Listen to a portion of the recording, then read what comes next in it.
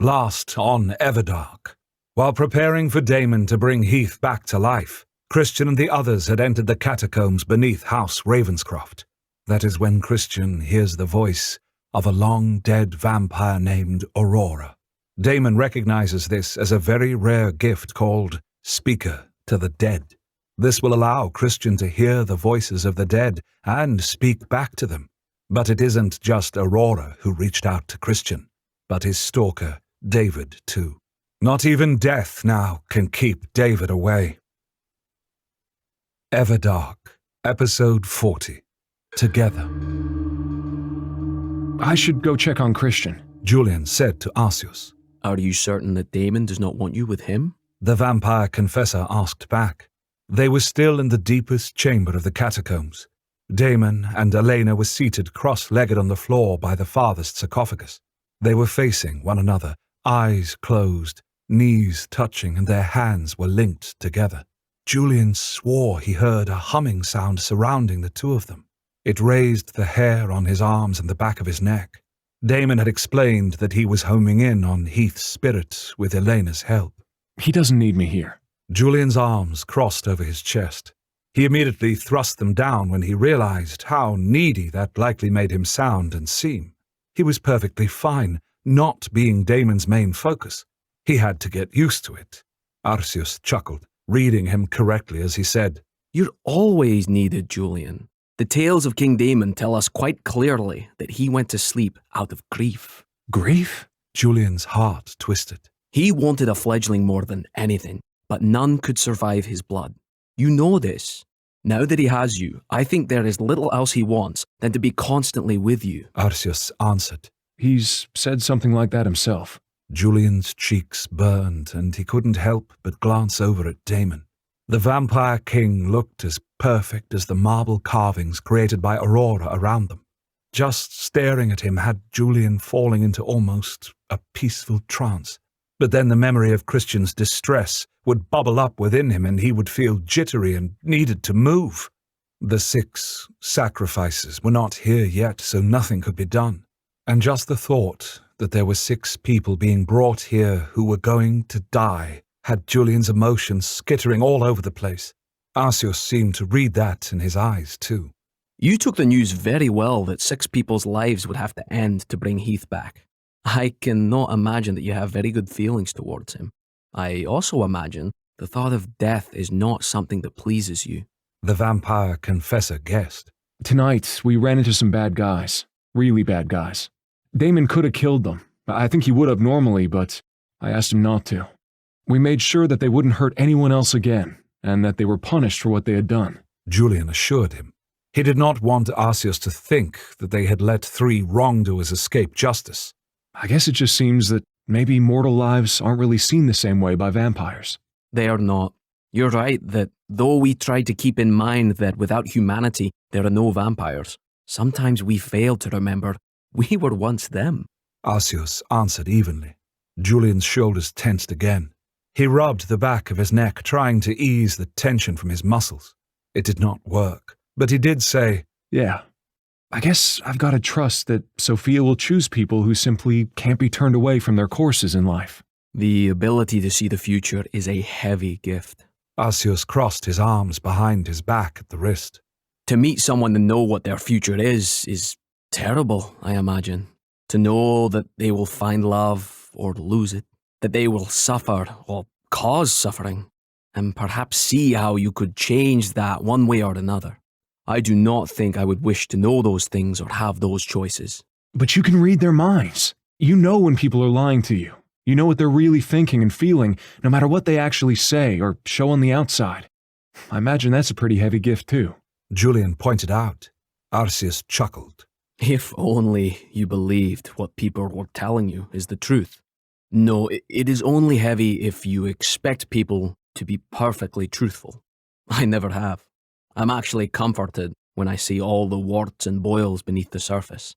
Maybe it makes me feel less bad about myself and all those petty things that I think. Petty? You? I can't imagine that. Julian admitted with a shake of his head. The vampire confessor exuded the gravity of someone who had great wisdom and patience as well as tolerance and understanding. Arceus laughed quite outright at that. I assure you, I am far from perfect. Besides, perfect is boring.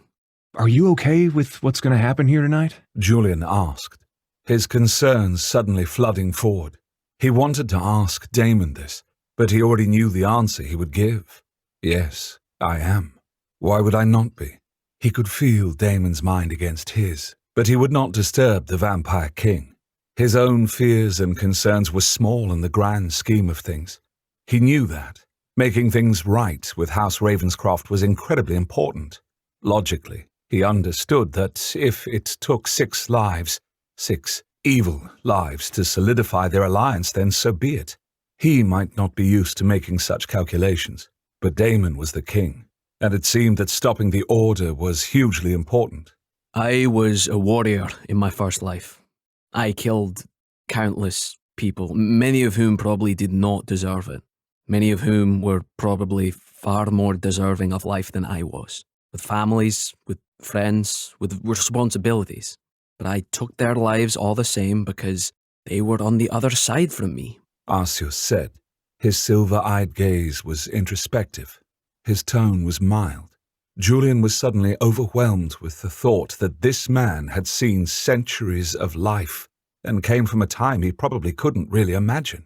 People die, Julian, for good reasons and bad, and sometimes no reason at all. Though I have just met Sophia Strange, I am certain that she does nothing without great thought. She may look like a silly child, but she's not. She is very old and wise. And she sees the future? Yeah, I guess if there's anyone who would know whether this was the right course or not, it'd be her. She volunteered to go out and get the 6 people after all. Julian said, feeling slightly better about things, but this was in the abstract. Could he look those 6 people in the eye and know they were going to die and be okay with that? Could he stand back and do nothing to help them? Is Heath worth it? Julian asked. I was on the other side from him, so he treated me as an enemy.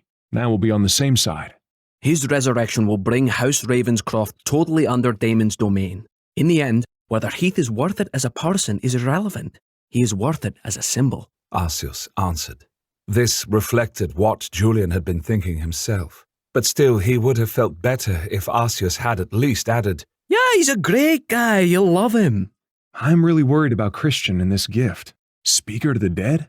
It sounds like something that Christian would hate. Julian admitted.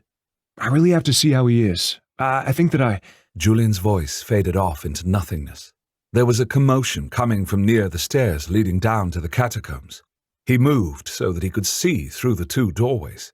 Sophia Strange was striding down the stairs, and behind her, rather like a group of people doing a conga line, were 6 humans who stared ahead of them, eyes empty. Behind them were William and Isabel. Julian could almost see the mind control power they were using to keep the 6 human beings from attempting to bolt. The 6 sacrifices. A cold lump formed in Julian's stomach. This is really happening. These people are going to die, and Heath is going to be brought back to life. Sophia brought the 6 humans into the final chamber where they were. Before anyone had a chance to say anything, Damon's red eyes opened, and he fluidly got to his feet. It was a graceful movement that reminded Julian that his master was a predator. Damon's eyes flickered over each human. There were 4 men and 2 women. Julian couldn't help himself, and he asked, Who are they? And what have they done? Maybe it was best not to know. Maybe it was insulting to Sophia that he was asking at all. But the words were out of his mouth, and there was no pulling them back. He grimaced, but no one chastised him for asking. Arceus even gave him a comforting smile and a gentle touch on the back. Sophia and Damon were staring at one another, sharing some kind of moment between themselves. He got the distinct impression that they were speaking. Finally, Damon gave a brief nod, and Sophia curtsied. What were they talking about? Damon came to his side. Arceus made way, and Damon slid an arm around his waist. Julian leaned into him and breathed in his scent. The catacombs only smelled of dust and damp, but he kept imagining that he scented rot. He knew this was ridiculous, but he smelled it all the same, that sickly sweet undercurrent. Sophia now looked at him, and gave him one of those bright anime girl smiles. It unnerved him instead of making him laugh like usual. You want to know something about them? Only if you think it's a good idea. He found himself answering her lamely, but she only nodded as if it was sensible. You must know. I must know. Yeah, I guess I kinda do. Did you know that there is a Wraith Rain Discord? This is completely fan-run. I have nothing to do with it, but it's been going on for years and it's absolutely great. On the Discord server, you will find fan art, fan fiction, discussions of lore, latest chapters, and even some fan-run events. Since there are Wraith Rain fans all over the world, chances are that you'll always find someone up and chatting. The server is called Winterhaven, and I'll post the link in the notes down below. She grasped the hand of the nearest man. He was in his late 20s with sandy brown hair and dark brown eyes. There were pockmarks on his cheeks, evidence of acne from his teenage years. His skin was sallow, and there was a thin, bristling mustache under his beak-like nose. He looked like someone who would have worked in a video rental store, not meeting anyone's eyes, but following the girls who came in when they weren't looking. This is Sandy, She said, as if the man were an exhibit. The next section of the podcast has been edited out. Julian swallowed bitterly, a bitter taste filling his mouth. He's a serial killer? She really did find bad people. Again, she gave him another one of those bright smiles. Yes, or he would have been in 6 weeks. Luckily for us and unluckily for him, Sandy drives a truck and he just happened to stop by the outskirts of our fine city. She then went to another of the men. This one looked to be in his mid-50s. He was grizzled with a paunch. We found this fine specimen at another truck stop. It's best if you look for people passing through so they aren't missed. That sounds disturbingly wise. Julian thought as he wondered how many people Sophia Strange had made disappear. Sophia continued. His name is Dwayne. The next section of the podcast has been edited out. Julian gripped Damon's back with one hand. Another murderer? I didn't think our city had that many. Not that I wish to disparage the profession, but many people who are involved in long-haul transport are not very savory types. Sophia tilted her head to the side. Killers of this type like to drive long distances. They roam. The smarter ones realize that this allows them to kill undetected more easily. New city, new county, new state, whole new country sometimes as they drive through and leave carnage in their wake. And no one but us knows the difference. Now this is a special one, Sophia said as she touched the third man's hand. Unlike the other two, he looked rather clean-cut, mild-mannered and soon forgettable in his tan suit. This is Donald. Donald is not a murderer, but he is a very bad man. He preys on the weak, vulnerable, and elderly. He has scammed people out of their homes, their bank accounts, their cars, their inheritances, anything and everything he can get his greedy little hands on. In the future, he would have started a Ponzi scheme that would have destroyed tens of thousands of lives. 3 suicides would result from it, not to mention those who would have died of heart attacks and strokes from the strain of losing everything. But now that won't happen, because he won't be alive to accomplish it. She finally went to the fourth man. He looked rough. Tattoos crawled up his neck. He had a shaved head. He had multiple piercings in both ears. There was a hardness around his eyes, though they were blank, just as the others were. He stank of cigarette smoke and sweat, and something else that was bitter, like fear.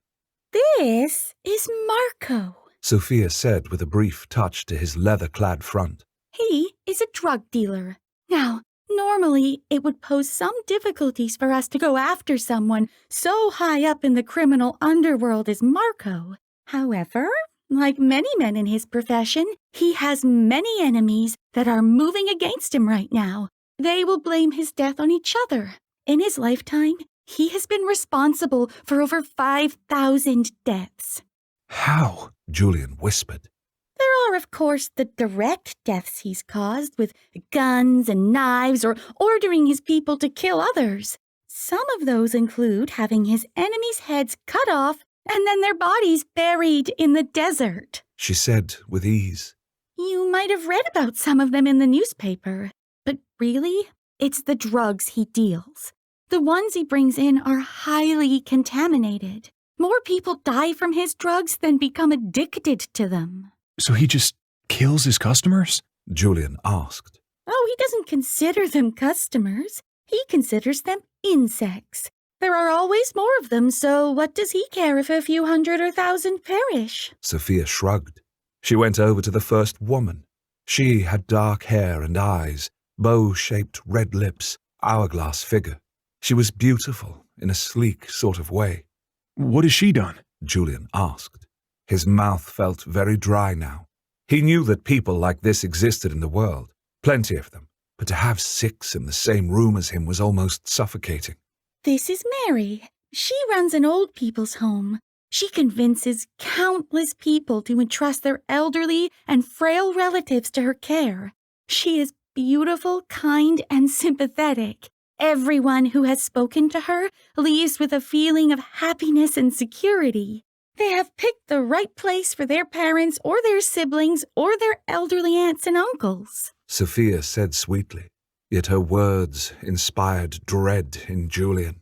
But the patients who are most costly or the most demanding or simply don't contribute enough to her bottom line die more quickly than any of the others. She kills her patients? Julian guessed. Yes, and since they're all elderly and on their deathbeds, no one notices that perhaps some of their time on Earth has been shaved away. She's actually been thanked by many of her victims' families for being such a good person, a wonderful caretaker to their relatives. Sophia answered, and he felt sick. The last one? Julian asked, tipping his head to the final of the 6th. The one that looks just like a soccer mom? What has she done? Munchausen by proxy. Sophia said almost proudly. She has twins and has been poisoning them since they were infants. Then, as the good mother she is, she rushes them to the hospital again and again. No one has figured it out yet, but she will kill them and will get pregnant again. Then she'll start on that child once it's born. She brings her victims into this world and she takes them out of it. Convenient. Julian stood there silently after her recital of the crimes that the people in front of him had committed. She had chosen well. They were all loathsome, and they were all dangerous. Killing them would stop many from being hurt. Maybe their minds could be altered like the 3 guys at the bar had been to stop their future crimes, but he doubted it. And even if the police were tipped off to their crimes, more damage would happen while they were being investigated. Plus, there was no guarantee they would be convicted and put in prison for the rest of their lives. That was when Julian also realized that he was the only person this recitation was necessary for. William had hoisted himself up on one of the sarcophagus's tops and was swinging his legs backwards and forwards. Isabel stood beside him with a hand in his hair. Elena merely regarded the 6 with cool, impassive eyes. He imagined that she was eager to start the ceremony to bring Heath back. Some of the haggardness had left her, but there was still this burning need in her silver eyes. Arceus stroked his beard with one hand, looking reflective, but certainly he wasn't disturbed at the prospect of their deaths. Finally, he looked up at Damon. The vampire king was regarding him out of those crimson, inhumane eyes that were both beautiful and frightening. There was a tenderness in them, and understanding. He could feel his master's mind gently encircling him. Would they have bothered getting truly evil people if I wasn't here? Julian asked him. Likely not. They would have simply gotten people who would not have been noticed missing. But I would not be doing this unless you were at peace with it, Damon answered. And Julian felt both treasured and unnerved by that revelation. Is it weak that I'm still sort of sick at the idea of anyone dying? Even these people? No, it is your good heart. Damon pressed his lips against Julian's forehead. Everyone is waiting here for me to be at peace with it, aren't they? They are, because I will not continue otherwise, Damon answered. Julian's eyes flickered from vampire to vampire in that room. Only Elena's gaze was outright pleading with him while the rest were more curious. What would he do? You need to do this to make things right with House Ravenscroft. I can't stand in the way of that. Julian answered finally. For one who is new to leadership, you understand things far better than I had any right to hope. Damon pressed another kiss to his temple. It's more important that we're united against Kaymorn, Julian said. And if he truly considered one of their allies getting harmed, or goodness forbid, someone like Christian or Balthazar, or these 6, well, there was no question. I'm at peace with this. Another brush of Damon's lips, and the Vampire King intoned, "It is time to begin." Wait, we need Balthazar. He has to be here for this. Elena cried. "Be at ease, Elena. I'm here." Balthazar's voice came from the stairs as he and Christian came down them. Christian looked pale and drawn, but far better than he had. Julian and Christian headed for one another and embraced. You okay? And Julian meant far more than those words were asking. Yes, I'm all right. So long as we're all together. Christian answered, which was surprising in a way because he was including far more people in his circle than ever before. We are. Julian's eyes met Damon's over Christian's shoulder. We are together, in this and everything else. Join us next time for episode 41, Set Point. Want to get the latest updates on what's happening with the podcasts, books, serials, manga, and the shop? Subscribe to our YouTube channel to get video notifications and see the community channel. Or you can be old school and join our mailing list. Links to both are in the notes. Thanks, guys, and we hope you join us. The Everdark podcast by Ex Aratare is performed by Edward Fox, Adam Riley, Jay Thillis, Bruno Devant, Kelly Michaels, and Hannah Hart, with Liz Gentle as Seer. Edited by Matthew Prince, continuity by Adrielle Wiggins. Everdark is produced by Wraith Rain Publishing in association with Her Grace Reed Studios. Copyright 2022 by Wraith Rain Publishing.